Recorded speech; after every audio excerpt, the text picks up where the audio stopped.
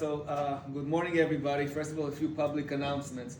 Number one, just like you're not allowed to ask Sid real estate questions, you cannot ask me any economical questions. Number two, thank you again for David, my dear friend, for organizing this. It's an incredible thing. David is like the Energizer bunny. Like every place I turn, he organizes something else, and he's amazing. And he's been so generous, he even gave me a promotion. He named me the managing partner of Douglas Elliman. I'm the co-managing partner together with Jackie Teplitzky of Teplitzky Dunayer team at Douglas Elliman. TD, we're meant to be together, Teplitzky Dunayer, right? We're brothers, and we're meant to work together. But we run one of the top brokerage teams at the company. The company's got 7,000 people. And just yesterday we were informed of our rankings for 2022. And we were number 1 in the company for transactions and number 5 in revenue produced. So we're very, very proud of that. You can identify some of my team members. You're generally the ones without the tie or the real estate people. We thank you all for joining.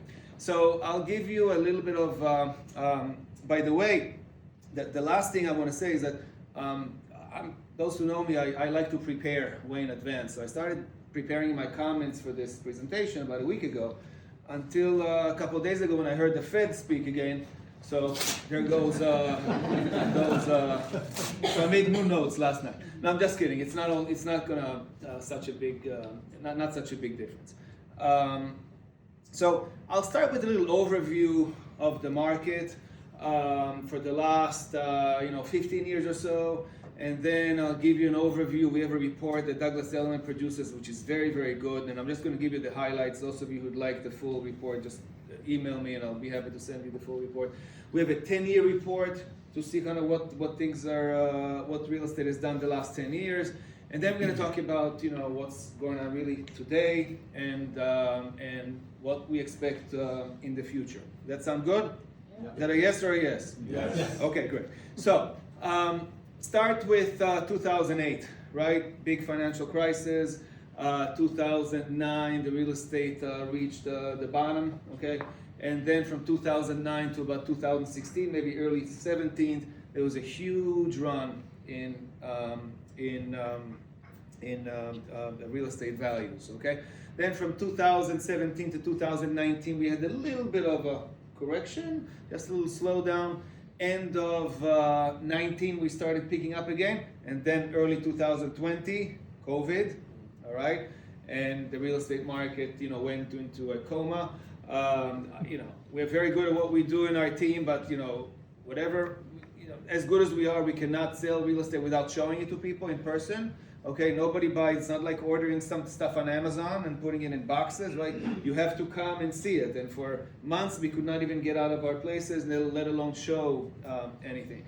So transaction volume fell about 80%. Okay, but surprisingly, and not so surprisingly, and we'll talk about that, how that happens, the prices have remained somewhat steady. Okay, and then at the end of 2020, right? We were getting out of COVID, huge pent-up demand, okay? 2021, everybody was breaking records. Everybody was breaking records, okay? And then started, 22, the Fed started increasing, tightening. We had the war in Ukraine, things that Sid talked about. We had the interest rates raises, we had inflation, we have, these are the main things. And we started having a slowdown in real estate, okay? So when you read about slowdown in real estate for 2022, okay, and I'll give you the numbers, I'll give you the highlights. First of all, you have to speak about it in perspective, okay? Because if you're comparing it to 2021, you are comparing it to something that's to an abnormal year, okay? So real estate people will tell you that there was about 30% less transaction volume in 2022, and that's tough. I mean, no business wants to experience 30% fewer volume, especially of business like ours, like we brokerage, mortgage brokers. We do business on transactions. Whether prices go up a little bit or go down a little bit, it's of less concern to us, but if we don't have deals, that's tough, okay? So we have about 30% less transactions in 2022, but that's over 2021. You guys know we had 120% less, more transactions than the year before. So we got to keep those things in perspective, and if you compare the activity level of 2022, you could probably compare it to about 2019, okay? And that's nobody complained too much about 2019. That was normal. Okay, that was normal, and so is that. Okay, let's talk about some other things that are normal or not normal. Okay. Again, perspective. You guys, when you have interest rates at 2.5% to 3% on mortgages, is that normal? No. It's not normal. Okay. What's normal? It's 5 to 6%. Right? Of course.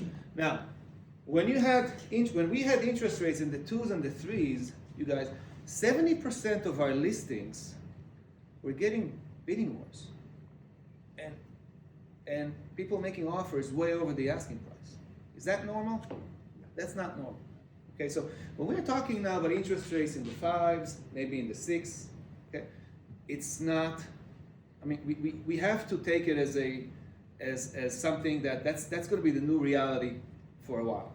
Okay, and people are going to start pricing, if they haven't already, and many of them have, are going to start pricing the new realities into their financial lives. And we believe, okay, that people will worry about their home, especially me from residential real estate. It's not necessarily the case with commercial, right? But people would want to take care of their home needs, whether they are renting or buying, okay, before they go to Italy or before they go out to fancy restaurants and do other sorts of consumer spending. Okay, so let's talk about some other numbers, and then we'll kind of tie it all together. Okay, and we'll give you some observations. So we have, and I can be happy to send it to you upon request, the Douglas Elliman Decade Sales Report. So we're going from 2013 to 2022. Okay, and by the way, before I forget, two things also to tie into what Sid said. Okay, back in 2009. Okay, well, we had the real estate crisis. What was the interest rates on the typical mortgage? 6.875. 6.875. Okay, lower than now. Okay, anybody else know what the unemployment was at that time? 15%. Something around that. Now it's 3-point-something%. So you see the differences. Okay. Another thing, real estate people. What was the inventory levels back in 2009 compared to what it is now? An abundance. Inventory was all over the place. Okay, you could not pick. You had too many options to choose from, and that put tremendous pressure on prices. If you look at inventory today, and I'll give you the numbers to support it. Okay, inventory today is very, very low. If you're a buyer today and you come to us and I'm looking for a 3-bedroom on the Upper East Side, and this is my budget, and so and so and so and so, there's maybe 12 things we can show you. So why is the inventory low? Why the inventory low? Couple reasons, main reasons. Number one, sellers, some sellers think, okay, sometimes they're not correct, but that's their perception. Perception is reality, and a lot of our decisions, especially when it comes to big ticket items like real estate, they're driven by our perceptions and our beliefs, right? So sellers believe they cannot get their price today. So if they have the luxury of staying put for now, okay, and maybe renting it instead, or just holding on to it, okay, then they choose not to sell. It's less inventory that's coming on the market, okay.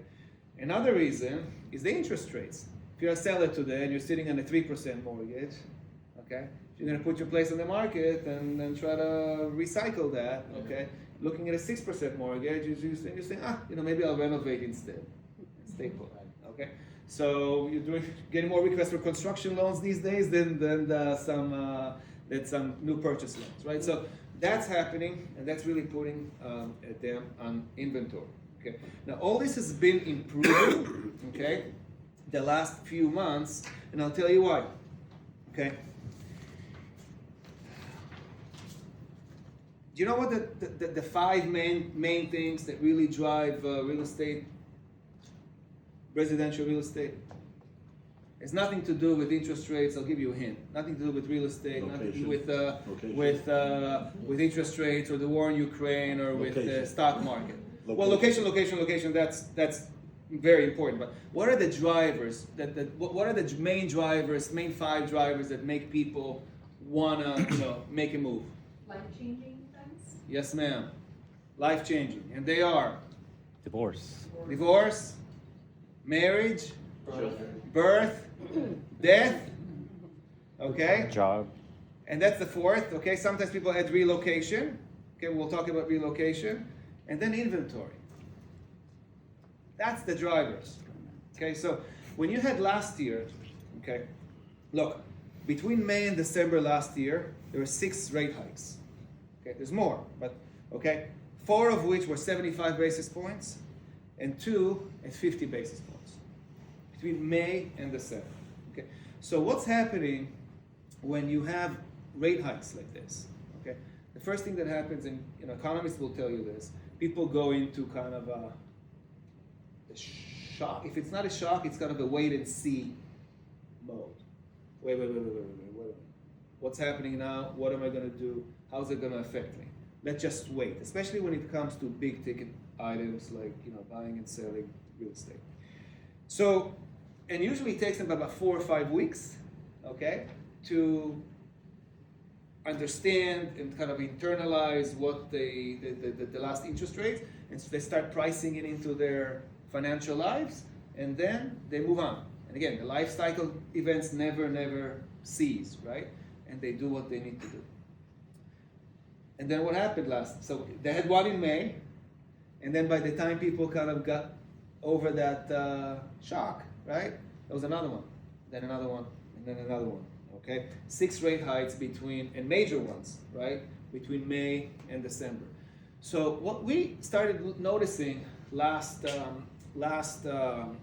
year is from the 3rd quarter, a big drop in volume, okay? Now usually when you think about real estate, or when you ask, how is real estate right now, you think about prices in your head, right? How our prices are behaving. But we say that the most important thing to look at, the thing that eventually drives prices, is the volume. Because what happens at first, you have inventory listed on the market, okay? And buyers just decide, I'm not buying, okay? And then the sellers wait, and the sellers wait some more, and the buyers so for a few weeks or months, right, there's no movement.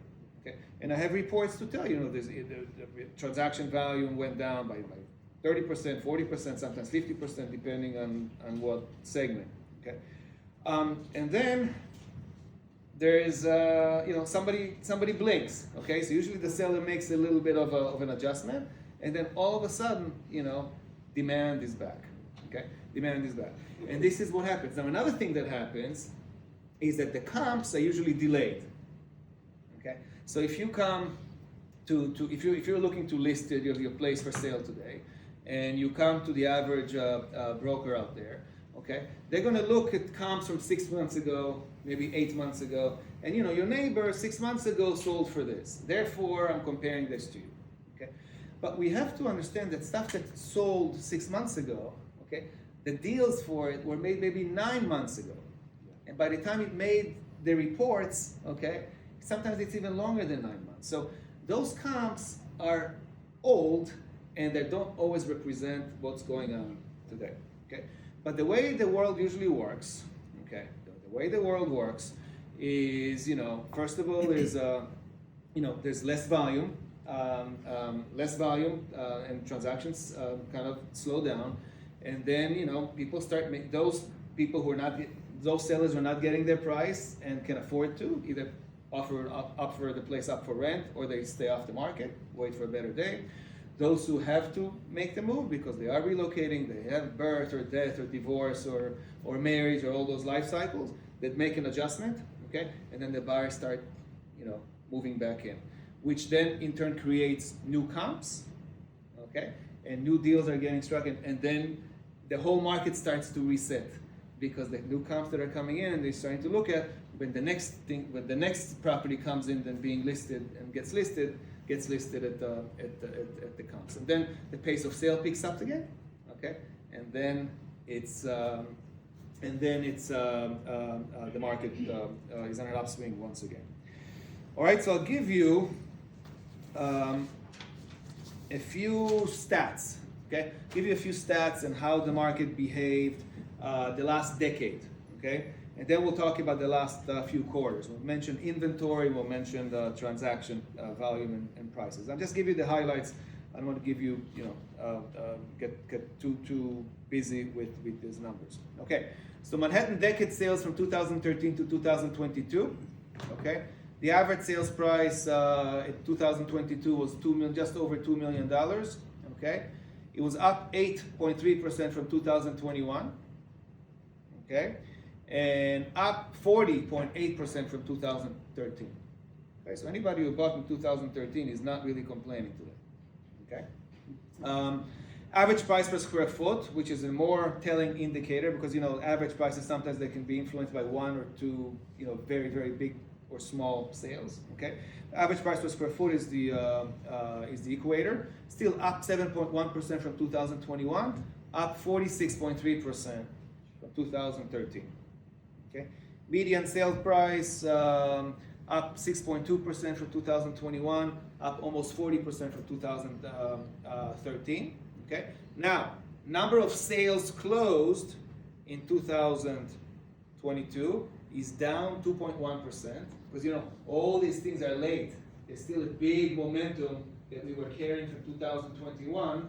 Okay, that's still closed in 2022. So you're seeing a very, very small decrease in the number. We'll see more, fewer sales in the first and second quarter of 2023. Okay, but we're still up. We're closing 7.3 more sales than 2013. Okay, listing inventory is up almost 57% from listing inventory in 2013. Okay. So in 2013, the market was really, really, really, really going. This was the big years. Okay.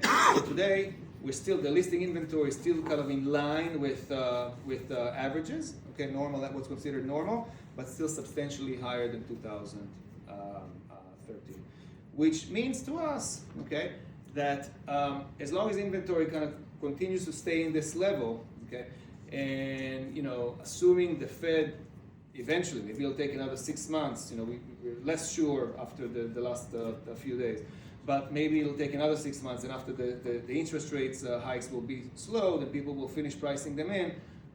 Assuming inventory level is not going to be not going to spike up, prices are going to be more or less level. Okay. Yes, Dave. I have a question. Yes. Are buyers more buying cash or how do they finance these days? Yeah. Okay, so cash is king today, okay, because you're less affected by the interest rates, and if you have that, that's number one. Number two, a lot of people get private. I don't have to tell you, right? Against their portfolios and private kind of financing. Yeah. Number three, name of the game. I haven't seen anybody for a long time taking a fixed, 30-year fixed mortgage. Okay, the name of the game is adjustable rate. Because it's almost anybody that you speak to think that the next 2 years, maybe 3, rates are going to be going down. Yes. So that's these are the people who are buying today. Can you get prices below asking when you sell, or not? Can you get if you're a seller or a buyer? If you're a buyer. Yeah. This is the tips, okay? This is the tips part, okay? This is what to do if you're a seller. This is what you do. 4 minutes? 5. 5 minutes? Okay. Done. This is the tips that we can give if you're a buyer or a seller today, residential real estate. Start with sellers, okay? Sellers. Number one, you got to make sure that you have access to the most recent comps. And that means not just the closed comps. You got to be connected enough, or through your broker to be connected enough to be able to get the contract signed prices. Okay, that's the deals that are happening the last few weeks. Okay, that's the deals that are happening today. They're not public information, which is the big problem in all the official reports. But if you're well connected and you have the right, you pull the right strings in the industry, you can get what those contracts signed place prices are, and you know what's the deals that are happening right now. Okay. Number two, know that not renovated, meaning places that need work, is very, very tough to do. Very tough to sell. Okay, so you have to adjust your pricing. Okay, and I've heard of, yeah, I've done great renovations 25 years ago. Okay, it doesn't work. People like renovated today. People will pay premium for renovated. Not renovated is much harder. Price needs to reflect that. Given supply chain issues and how long it takes to renovate, and some difficulties that some buildings, co-ops, are giving when it comes to renovation, all that, people don't want to deal with that if they don't have to. So the price has to reflect that. Number three, so number one, you have to, by knowing that the most recent comps, you have to price it to today's comps. Okay, and then you have to be presented beautifully. So the most you have, we say it's three things. It's three things, three P's to sell. The people, it's the pricing, and the presentation. So you got to get those three things correct, and you can sell successfully. There's definitely an uptick, some pent-up demand. All those people who were on the sidelines last year are coming back to the market now, and there's not that much inventory for them to look at. Okay, so they're looking at yours, and if you're presented well, you're priced well, you're doing fine. Okay. Many cases of places that have been on the market for a while, as soon as they adjusted a little bit, sometimes they adjusted too much because the seller just got tired, of sitting on the market for 5 months. But as soon as you adjusted, buyers swarmed in and even bidding wars. Just the price or just the look? Both. I'm glad you asked that question, because a lot of people let's adjust the price, but we have many cases when we adjust the look. Okay, we reposition it. Hair, makeup does a great, it's a little makeover. It does a great. You can make miracles. No plastic surgery, but hair and makeup. Okay, so that's for sellers. Ladies and gentlemen, for buyers, do not be afraid to make offers. Okay, there's a lot of stuff that's kind of sitting on the market today. Okay, and it's still priced above where it needs to be.